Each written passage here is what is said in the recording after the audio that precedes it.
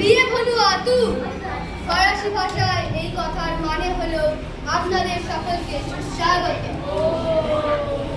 ওমো ইসলাম মুস্তাগাস Spanish ভাষায় এই কথার মানে হলো আপনারা কেমন আছেন। নাম নাল্লা ইরুকুন তামিল ভাষায় এই কথার মানে হলো আমি ভালো আছি।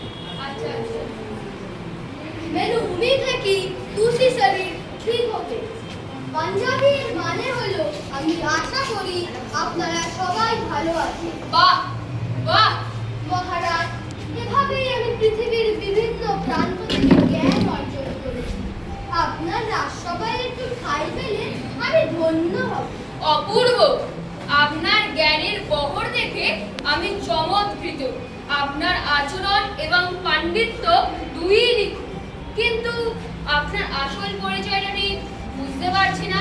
আপনি কোন দেশের লোক? মহারাজ, একজন জ্ঞানীর কাছে এই পুরো পৃথিবীটাই তার দেশ। আমি সব ভাষাতেই সমান স্বচ্ছন্দ। আমার মাতৃভাষা কোনটি তা না হয় এই সবার কেউ খুঁজে বার করার চেষ্টা করুন। তাহলে আমি এখন আসি মহারাজ।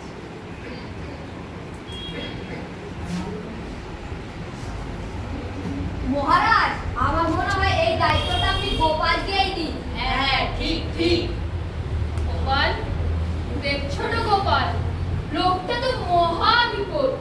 সব ভাষায় পটু, ওর আসল জাত বা মাতৃভাষা বোঝার তো কোনো উপায়ই নেই। মহারাজ, মেঘের আড়ালে সূর্য বেশিক্ষণ লুকানো থাকতে পারে না।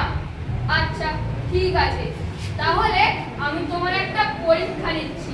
যদি তুমি লোকটির আসল পরিচয় খুঁজে বের করতে পারো তাহলে প্রচুর পুরস্কার পাবে, আর না পারলে বীজ হবে কি, রাজি তো? পুরস্কারের অঙ্কটা যদি একটু বেশি হতো মহারাজ, তবে বেদ খাওয়ার ঝুঁকিটা নেওয়া যেত। ঠিক আছে, কালই আপনি সব জানতে পারবেন। আচ্ছা ঠিক আছে, আজকের মতো রাজসভার কাজ শেষ হলো। চলো সবাই অন্তঃপুরে চলো।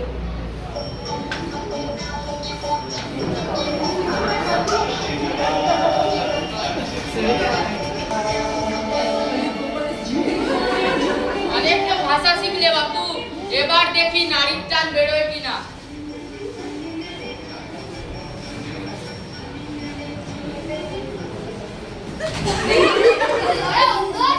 দিনের বেলারই আমিও ভাতা খাচ্ছি।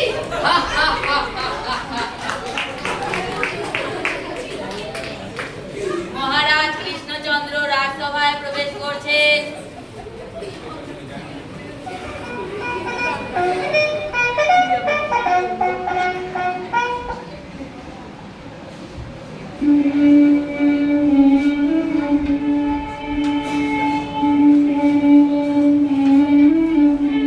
মহারাজ, পেয়ে গেছি।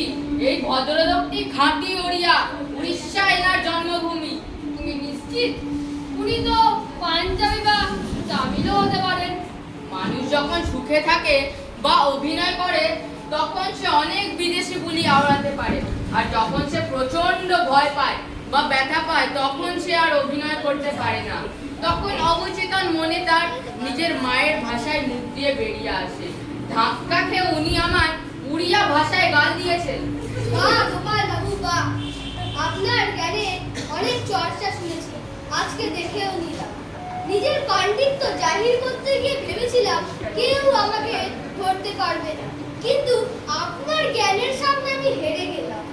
চমৎকার গোপাল, তোমার তো জ্ঞানের কোনো তুলনাই হয় না। প্রহরী, যাও গোপালের প্রাপ্য পুরস্কার নিয়ে আসো।